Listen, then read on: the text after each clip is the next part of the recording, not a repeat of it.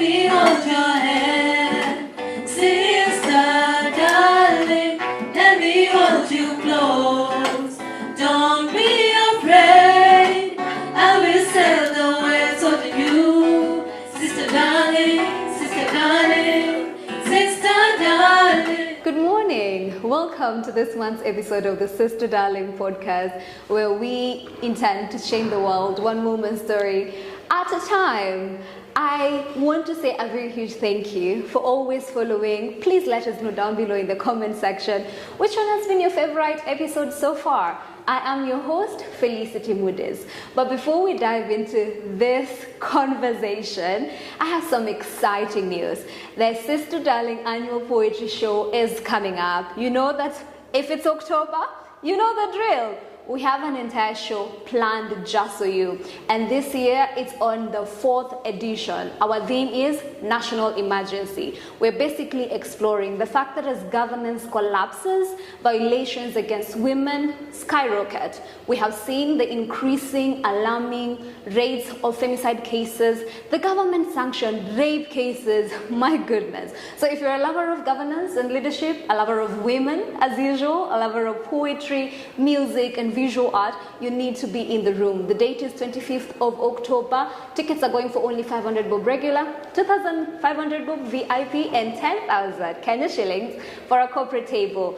Ticket details down below. Please ensure that you check them so that you actually grab yourself one, because I am really honestly looking forward to seeing you in the show. And now, drum rolls, please, to the woman of the month.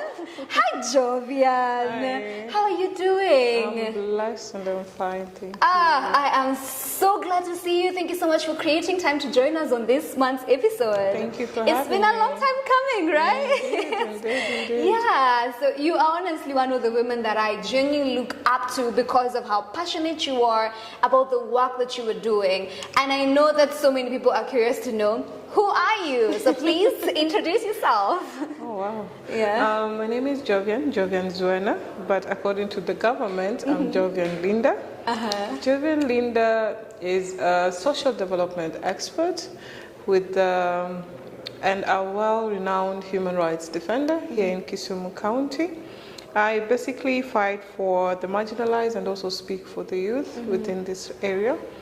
I work within the grassroots and I also work nationally, because when it comes to conversations to do with gender and youth, it's not just something that's within grassroots, but it's a national and international chapter that we need to talk to. Absolutely. This is beautiful. So let's get in a little bit of fun before we get into the serious stuff. If advocacy was music, which 3 songs wouldn't miss in your playlist? Well, there's this new song, I don't know, she's a trailblazer woman. Oh, and then they're getting into the fire. So it really speaks on the role of the woman and also just highlights the challenges of what a woman, the so-called table that a woman is actually, apparently, and we are the table now. Yes. Oh, yes. Then the second song is Lucky Dube, Free, which is a very touching song for human rights defenders, because what we are fighting for is for our people to actually be free. We're fighting for systems that actually speaks for the people, not against the people. Yes. And Lucky Dube captures that in all his songs, but the song Free really catches that a lot. Should listen to it. I haven't had it before. If you're a Minello baby, then you know.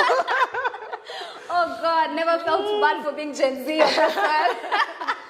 And then we have Destiny Child song. I'm a survivor. That one I know. I'm a giver. I'm not a star. Keep on surviving. Oh Yeah, my that's goodness. free. That's so cool. And I am liking that we have already started having the conversation on human rights. Like, this is just you as a person. Yes. What really inspired you to actually want to even do this, like social development work, and ensuring that every single person has their rights and it's upheld regardless of who they are? Well, funny story. When I was just below the age of 15, we lived in an area called Moscow. So it was one of the poorest then neighborhoods in Kisumu. And we used to have different, I used to have very kind of different friends, you know. It's like you're uptown, but then again you're ghetto in some sense. So whenever we'd be bored for clothes, I would end up taking my old clothes and I would be giving them to my other friends or people I knew. When I'm gonna chapwa, hey. I can only imagine. Yeah, and little did I know that it was actually the birth of something in me. Then now came my mom. My mom is one of the first women in Maendeleo Wanawake. So really? Yes, they were part and parcel of that movement of Maendeleo Wanawake. She was a chairwoman at some point. Nice. And I just got to love that part of my mom where she was now fighting for the rights of the girl child, fighting for the rights of the women. But back then, during the Moi regime, they didn't really have that much power as we have right now. Yeah. The systems were still not in place that could allow women to be that vocal. Then now came my father now. We had a habit that every birthday of my dad, we would cook and we would take it to the street family. So that was my father. And we would go feed. So that also remained embedded in me. And I knew and he would tell me for you to grow, you also have to give back to the community because the community is the only thing that will hold you when everything else is gone. And I've seen that. Yes, I've seen that. That is so beautiful. Oh my goodness. So literally you have grown up watching your parents do service to humanity, and it's like I would want to walk that same path because I have experienced just living in spaces where I feel like I could have helped these people, and I did that in my own way, like me under 15 years and already doing that and changing lives. That is honestly very commendable. And this is like a whole thing on how our parents also and just our upbringing always ends up influencing how we turn out to be and just the things that we get to be passionate about. So you are very huge, and especially on issues around gender justice and women's rights. And I'd really like to know, how do you feel this connect to the broader struggle and for political justice and all that? Well, it is a bit heartbreaking to see the strides we've made for the past 20 decades is really being wiped out. The milestones we've achieved by having the representation of women even in parliament. I'm still shocked that until now we are still fighting on that 3/3 gender representation of women in parliament, because how do you expect men to sit and discuss on issues to do with menstrual health for women? What does a man understand in the first basis of menstrual health? They do not experience it, they do not have the knowledge of it. How do you have a men panel sit and discuss matters to do with reproductive health? Decisions that women are the ones who are supposed to be making, being made for by men. And this is in no way bashing men. I just feel like for you to be in a point of decision or power of issues to do with agenda, it means you have gone through it, lived the reality of it, and now you can have a very robust conversation with actually solutions to it, instead of putting it down. Up to today, I still ask, why the hell am I buying pads at 138 and the men are getting condoms for free? Is family planning supposed to be for women or for men? So that kind of conversation, we really need to start having it and stop politicizing every time women speak up to making it look like, oh, it's a political coup that is trying to come up. No, these are women actually telling me, this is what I go through, this is what I'm experiencing. Stop making it a political conversation. Make it something to do with my rights, accessibility, and availability. Not only for the women, but even for the young girls who cannot even afford the basics. That actually makes a lot of sense. And now that we're already speaking about that issue of representation, there was a recent public participation that you were actively part of, because you are the county coordinator for the End Femicide KE movement, And it was basically the president's appointed people coming down, a task force on gender-based violence coming down on ground to listen to the people and actually know what's happening. Why is there so many femicide cases on the rise right now? So what can the government do about it? And then you saw the whole panel, and there is literally one woman on an issue. that is affecting Women. And you're over there sitting like, how exactly is this supposed to be helpful to us? Because majority of the perpetrators are who now? And then the majority of the people who are affected are the women, and then we don't get to actually have a say, including in a task force, that women should be having a say. What did that make you feel in that moment on that day? I think you realized I was taken aback and I was sitting behind you. Because I was viewing it, I was like, very interesting times. Like, so we've come to talk about femicide, we've come to talk about gender, and then it is men with a one-woman representation, and then a one woman who is actually the MC. Like, hello. And you could read the room on how even the conversation spiraled out. Yes. That now it became now a blame game conversation. And come to speak of it, have you gotten the report? Because I'm not. I haven't. And the way you send some memoranda, like, oh, this is our petition, oh, this is our what, up to now. You guys took time to actually write down things and recommendations, and it's actually like nothing has happened thus far. Nothing. Yeah. And it's very sad because we had tasked all county coordinators to actually appear in all the conversations nationally and give that memorandum, because it was one language we were speaking for the people and with the people of the region. And it is very sad that when it came to the final phase of it, where now all the county coordinators and also representatives are to now sit together with the national task force so that we can highlight and also just go through some of the feedback we got. It hasn't happened. It didn't materialize. And this is the part where now you get to ask yourself, was it just a balancing game, just to wacha tuwafanyie hii watulie, wasirudi barabarani tena. Yeah, so they stop pushing for this and dragging us on social media. So let's give them something. Yes, and we ended up being targeted. Better part, we were targeted, we were being followed, our phones were being tracked.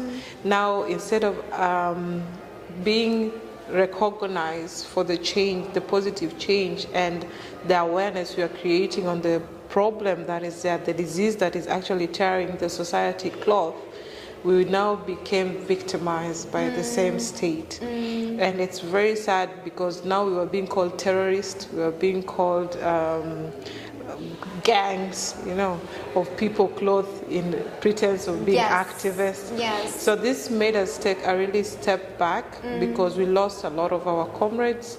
We've seen a lot of them being kidnapped, being dragged. So this made us take a step back. And for the last 4 months or 5 that we've been silenced, you've seen the femicide cases are going up. Yes. The political language has changed to be so hostile. Yes.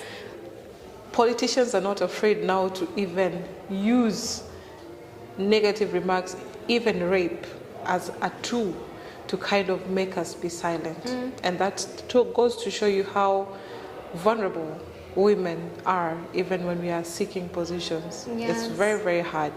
So if you're even entering a room and you find 2, 3 guys, you won't sit there, you'll walk out because you don't know who is who and what they're going through, And there was this excuse that it was trying to be brought about that maybe the men who are the perpetrators have mental issues. So we're like, there's premeditated murder and then there's the actual murder. Premeditated is something you've thought through, you've actually gone through, you've even visualized, because that's what we got on all our femicide cases. These were murders that were really well planned off. The bodies were being found in suitcases, the bodies were being found in hotel rooms, like it was already thought of. It was not something that happened at a spur of a moment, because even according to the law, if you are self-defending, you can only stab somebody twice. Only twice. Because that is at a spur and then you run away. How do you stab somebody 24 times? How do you cut somebody's limb? And then you come say you are not mentally stable. And apparently that has now become the norm for all perpetrators who are arrested, that they are being taken, that they are not mentally stable. So where is the justice for the family? Where is the justice for the victims who cannot now speak? So it leaves a very huge gap, and I'm really trusting God that we are going to get a solution soon. And I love the Gen Zs. I love, because these conversations now they're having it. They're breaking that cultural, tribal barrier, and they're saying it's no longer about tribe, it's not our own culture, it's about a Kenyan, it's about our people, and that is who we are. Yeah. I honestly, as you are talking, the heaviness is sitting on my heart again as well. It's like you're reliving all these moments again and again.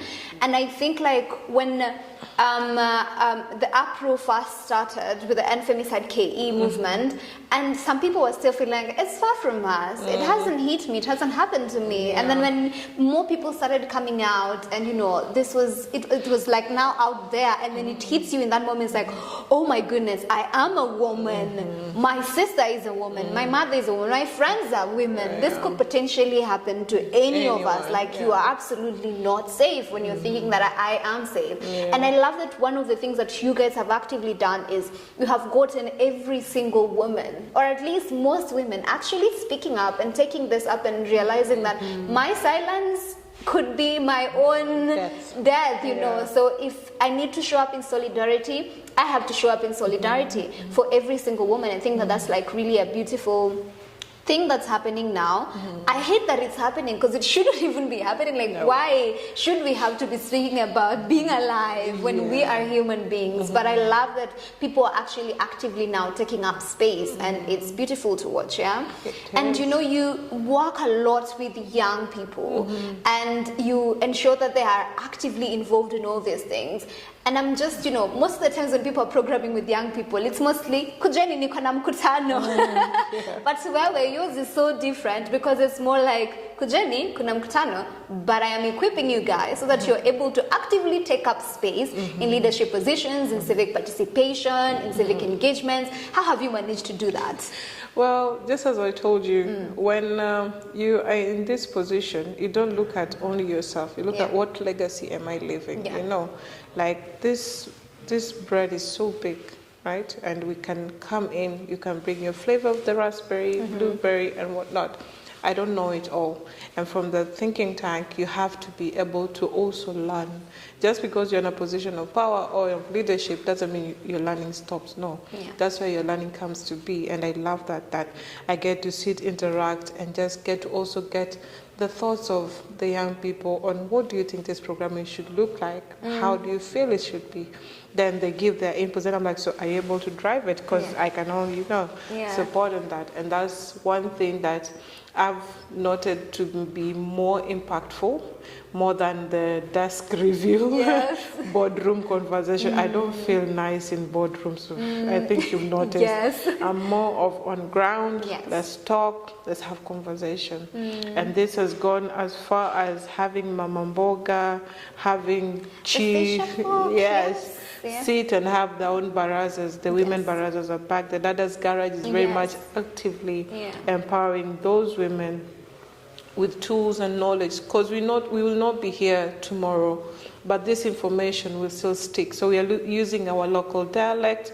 We are using. You're big on that. We are using the resources that are readily available. That even if there's no funding, it's still going to a conversation that's going to go on.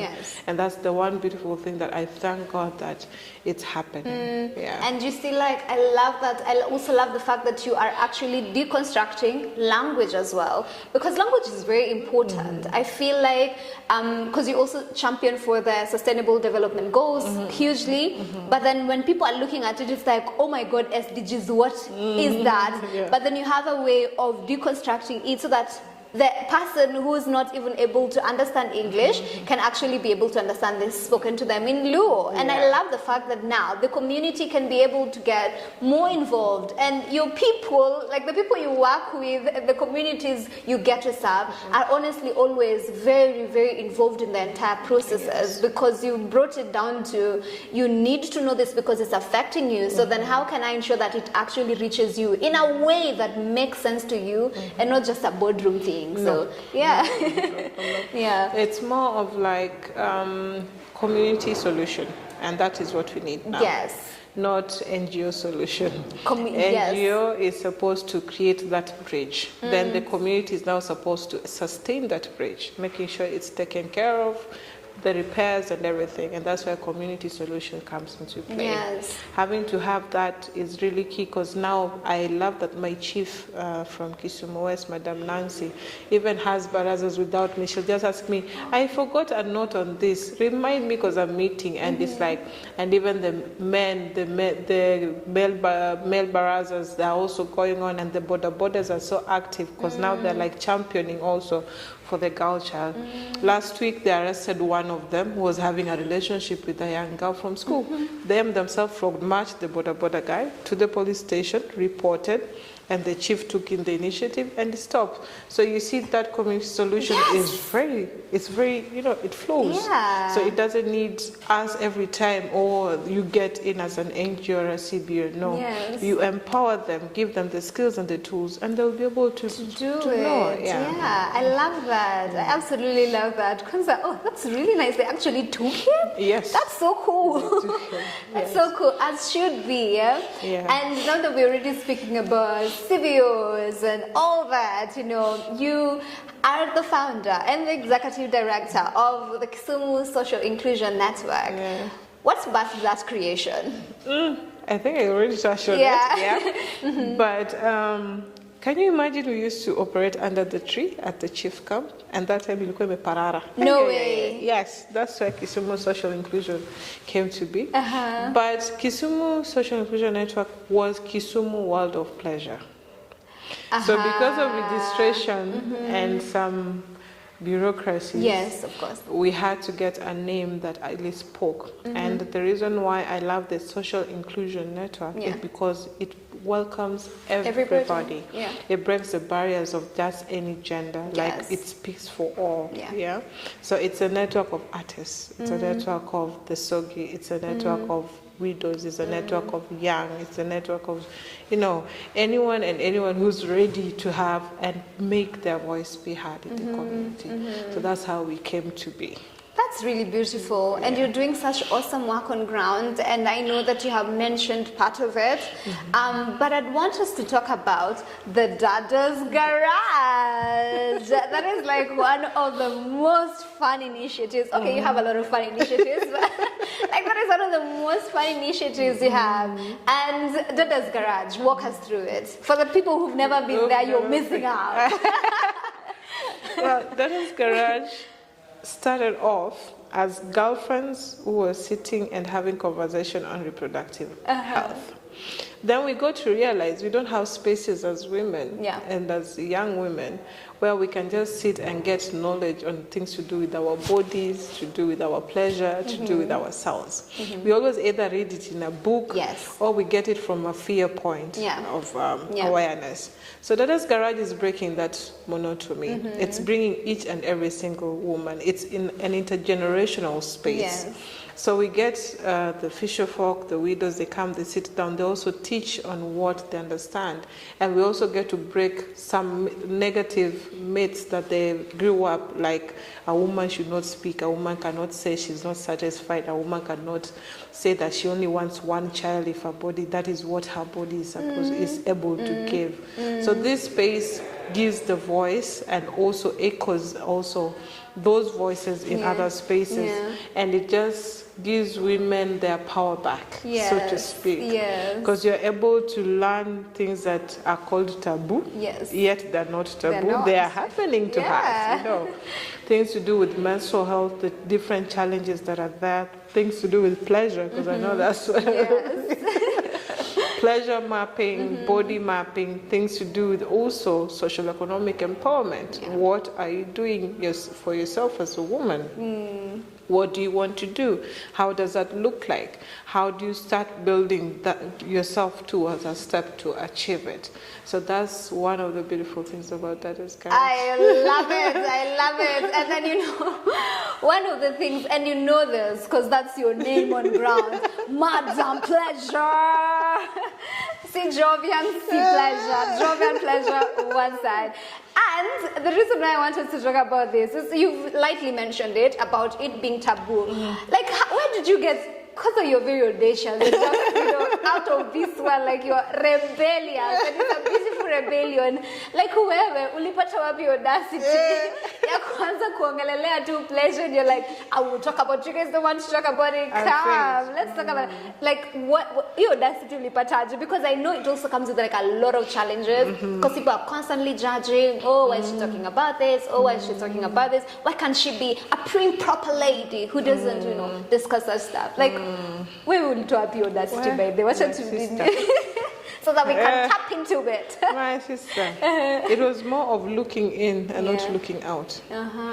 What I experienced as a young girl growing up, and also now coming into my womanhood, what I experienced, missing that stepping stone. Yes, as much as I grew up in an empowered household, there were still conversations that could not be had that I'm having now with my sister and my sisters-in-laws, and they're like loving it, So I got to notice that stage of you as a young girl getting to understand your body, the changes, the desires, the needs, was not there. And this came as we were sitting as girlfriends, having wine and just having. Then I was surprised, a friend of mine who's 38 going 40 has never orgasmed, and she didn't know who to tell. So that day the wine hit, and she was frustrated. So she shared her frustration. I was like, okay, so what do you think? So I love reading a lot, and I was already in a group of pleasure fellows, and I was already debunking on these taboos and myths, and we were really being encouraged, like, it's not wrong to talk about it, it's actually very right, because you get to find other different conversations and also diseases that are getting into women because of that lack of knowledge. So that's how it came, me and my girlfriends. And we did the first one, and I think it was put on a tabloid, like Kisumu Woman. And I think you've attended one or two of them. You see the way we dress our dummies. I think that guy was like, because it's always assumed sex conversation, pleasure conversation is a man thing. No, it's also a woman thing. Yeah, it is. And if you look back during our grandmother's era, we had to have something called aunties or siwinda. The role of those spaces were to educate the women, and it had a lot of biases. Remember, that was patriarchal time. The conversation was how to take care of the husband, the household, how to make the husband happy. But there was nothing on regards to you as a woman, what you need to do to make yourself happy, or also to reach to a certain climax of satisfaction. So that was not conversation. So that's the conversation you're bringing in. Now. Yes. And that's really beautiful, because I feel like one of the things with patriarchy is, leave alone all the other big things of it takes your power away from this and this and this, but the most important power that I think is taken away is power over your body and just your autonomy and having a say on this body, because whatever you believe about this vessel gets to affect how you show up for work, how you show up financially, how you show up in relationships. Like, it affects now the broader you, because your relationship with your body is the most important relationship you're ever going to have. And I think like it's very beautiful, because with Dada's Garage, it's very inclusive. It's about, let's talk about how to get your power over your body back. Like, this is yours. You get to make the decisions and the choices. And then now let's talk about your finances. And then now let's talk about your health. But like, this primarily is your greatest power. So own it. And I believe that that's the most revolutionary thing a woman can hear. And because it's a thing we are struggling with through generations and through generations. So you are doing an amazing job, but you already know that. And you already know that, right? Yeah. One of the most amazing things, and I think I told you this one time, is like sitting with women and asking men, when they pass through the mirror, they always play, they see. Yes. But if you ask a woman, do you know how your madam looks like? That's huh? You're like, yeah, how does she look like? Kwani tunafanga kuangalia? Because it's been put in their mind that this is only a tool that is only to satisfy the man and give birth. Yet, a woman can diagnose herself very early by just normally checking the madam, the normal color, the normal liquid that is coming out, if there's anything different, especially with the menstrual or those who have been experienced endometriosis or PCOS, they get to understand it by frequent monitoring and checking of the madam. But you find that was never there. So that as garage gives you that power to understand, and we even give you assignment. Can you go, sit, put the mirror there, open the garage. Check what is the color of the madam. Is she healthy? Is she pale? What is the discharge that is coming? Is this normal? Is it not normal? Is it fluffy? Is it, And we even had a vagina mural that we had people. Like, let me tell you, oh my goodness, Jovian, you do such peculiar work. Because people are like, oh, we're going to paint, and there are colors, and there's like a whole canvas, but the only thing that we are painting is paint your vagina. Exactly. What does it represent to you? I think that's really amazing. Yes. And the other thing is having to have also professionals in the sitting. For those very hard questions, especially the medical ones, is also a plus when it comes to Dada's Garage. Having to have also a professional gynecologist sit and also answer those questions in regards to the different kind of discharge, the different kind of hormonal imbalances, what you're experiencing, what you're supposed to eat. Then having the traditional senga, also tell you, as a woman, this is what you need to do. And I think the last one we had senga from Congo. So maybe you can tell us your experience. She was beautifully, powerfully chaotic. I absolutely love that. So I love the spaces that you create. They're more of come open, come free, come let's have a conversation. It's not like, I have stuff to tell you, sit down, listen. But like, what are you really going through, sis? And how can we come through with that, So I think like that's really, really amazing. And the work that you do, if you're being honest, it's very heavy. It's heavy. And you said that I think that it's both a blessing and a burden when you have a heart for the community. Because at some point you deal with so much and you're out here showing up for this and showing up for this and showing up for this, and it's emotionally draining because some of these things that people are going through are genuinely so heartbreaking. And it seeps into your soul because you're also human. How do you stay grounded? Music. Music. And I also got to learn that not to personalize every case and every matter. But you see, as long as you're a woman, it comes in your DNA. Yes, it does. So I use music both as a tool for activism, but I also use music as my therapy. There's a lot that happens. And I also use freedom to healing. Is it? Freedom in healing. Yes, freedom in healing. There's a on-call counselor, so I get to call and just have a conversation because at times you really need to debunk. But one of the other things is like I'm really in touch with my spiritual life. I'm really in touch with my spiritual life. And with this work, you need your spiritual life. Yes.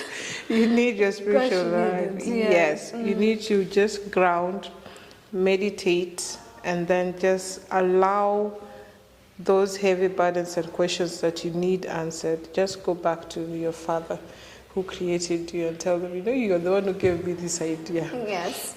What do I do now? This is what is happening.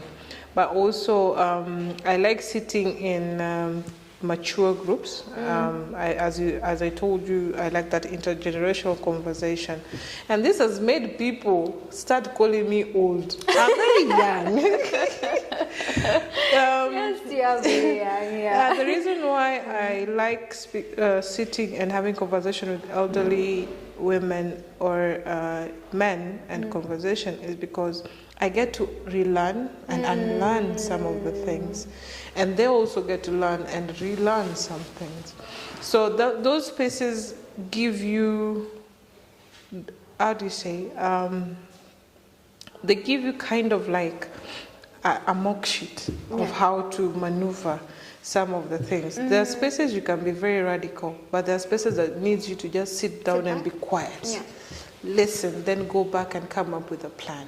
Because an empty debe attracts a lot of very negative things. And I'm not an empty debe. No, you are not.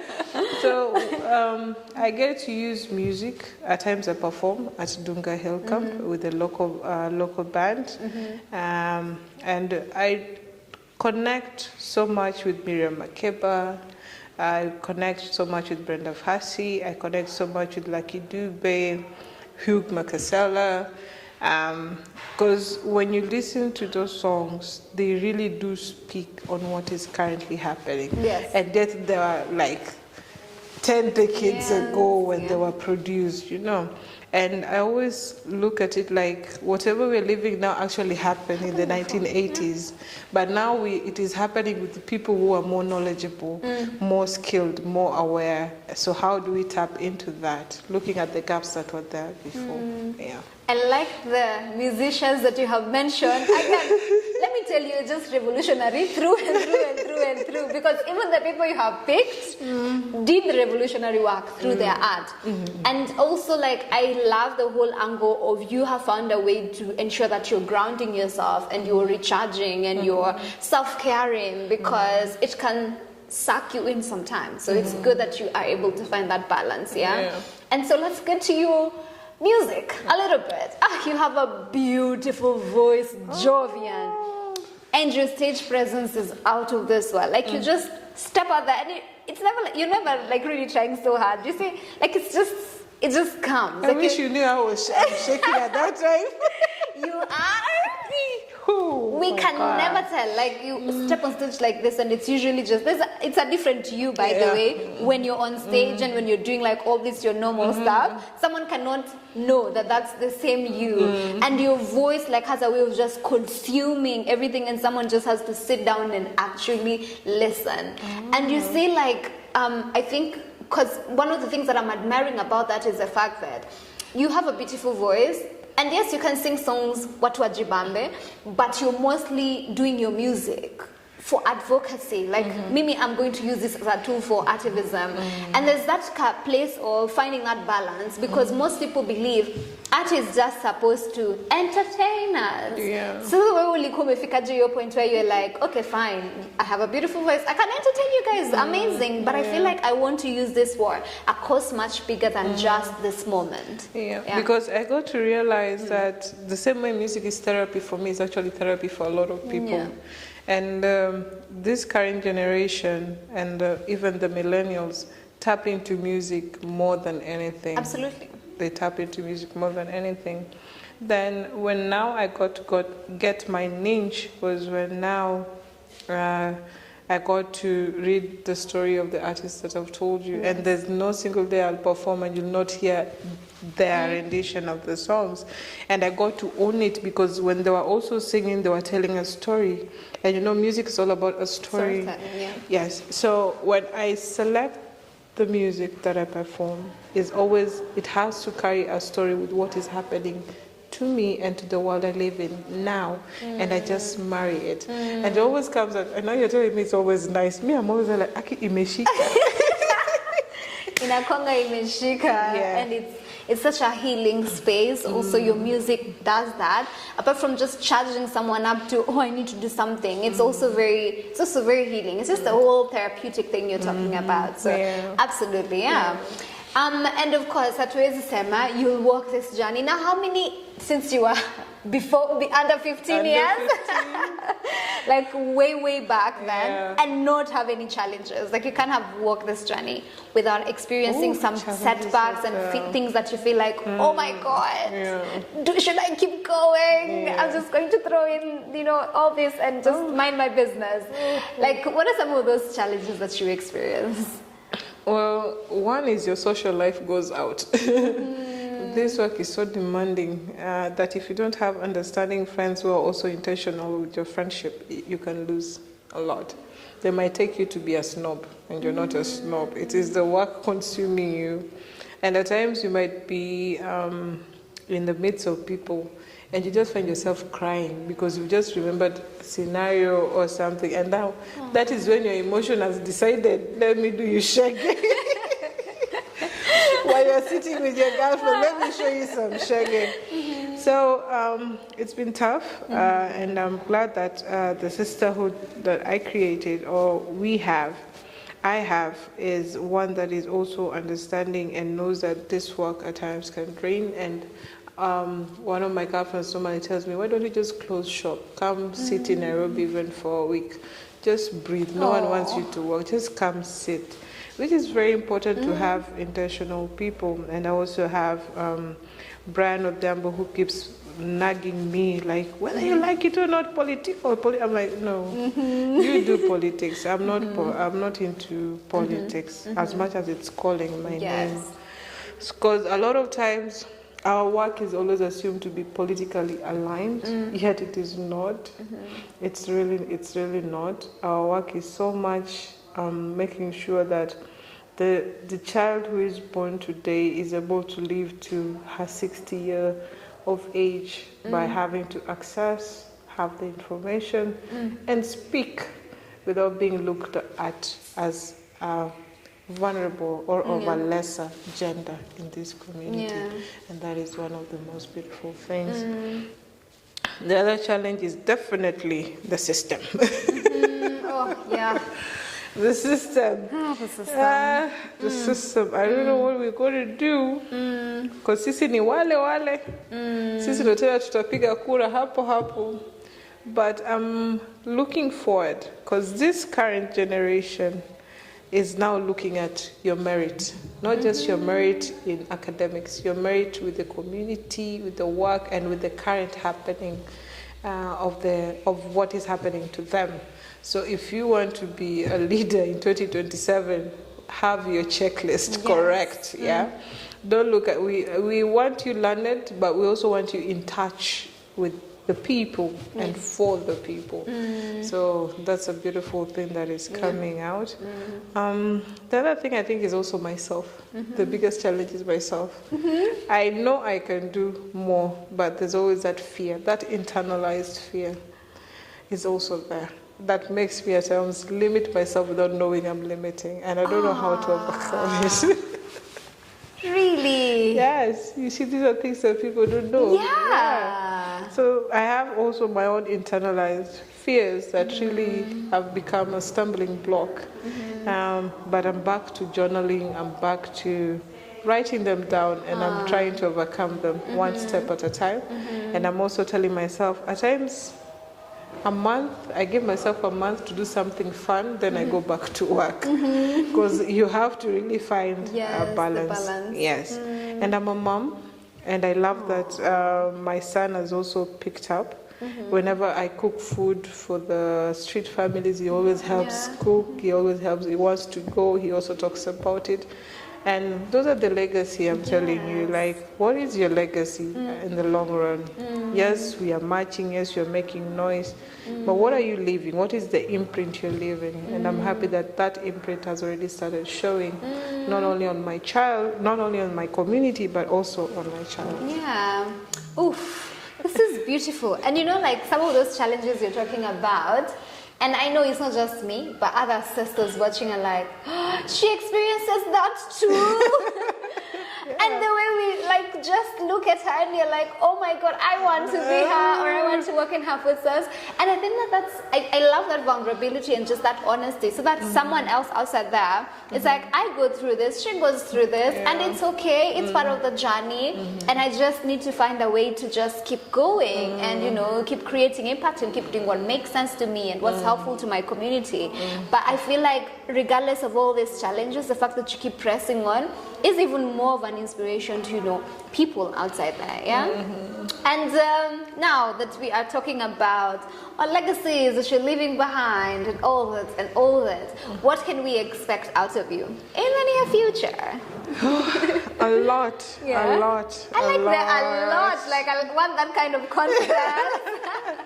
A lot, because I'm a jack of all trades. You'll never find me in one space. And right now, I'm really looking into creating now a Dada's Garage that is institutionalized. Beautiful. And not institutionalized systematically, institutionalized as per the Dadas, how they want it to flow and let it just continue flowing. That's beautiful. Because I would really love a scenario where Felicity will tell me, like, I'm taking charge of Dada's Garage from next month, and you do your thing with the women, you do your thing with the youth, because you're also another powerhouse that I'm so happy to be associated with. And I just love, I don't want it to be Jovian or Zuena's things. I want it to be the way it is, the community's thing. Amazing. I'm looking forward to that. Honestly, looking forward to that. And I know it shall come to pass. I mean, it's you, the girl who does anything she puts her mind to, So honestly, looking forward to that. Now, on to this very other interesting segment, because the Sister Darling, and we always have to write love letters to other sisters. So if you could write a love letter to a sister, what would the first paragraph sound like? You are who you believe you are. Don't be afraid to push it. You are who you believe you are. Don't be afraid to push it. I don't know any better way to actually end this conversation, because that is a powerful thing. So you could just tell us what's your final words, just like one other thing you'd like someone to remember, or just like to, just the one thing. When you hear the name Jovian Zuena, I want you to remember me for the good things in the community. Yes. Remember me as a loving, jovial. Yeah, and you are jovial. A loving, jovial, loving, and a sister's keeper. So if you hear my name, just remember those three things. Before KSIN, before Dada's Garage, before pleasure, I am me. You are you. Yes. Oh, that's so powerful, because I don't want to start another conversation, but that's so powerful, because most of the times you ask us women especially, and you're like, if all these titles were stripped away, who are you? Texas, and it's showing, because now you built a relationship with you that outside of all these things, you still know who you are, and you have embraced her boldly and beautifully, and that is so powerful. Thank you so much for joining us on this episode. This has been so amazing. Thank you for having me. I've had such a beautiful time, and I do hope to see you back here again soon. Definitely. Thank you so much. Keep being inspirational, keep changing lives, and keep being you. Thank you for having me. All right, Asante Sana, and I would like to say a very huge thank you to you for joining us for this episode. Please let me know down below in the comment section, what did you feel about this episode? What is your greatest takeaway? Because we have such amazing gems on this episode, and I'd just like to know, what is that one thing that you pick that that is going to drive you as a person? But before we clock it off, don't forget, link down below, and sure you get yourself a ticket to the Sister Darling annual poetry show happening on the 25th of October. This has been the Sister Darling podcast, and I have been your host, Felicity Moody's. Until next time. Let me hold your hand.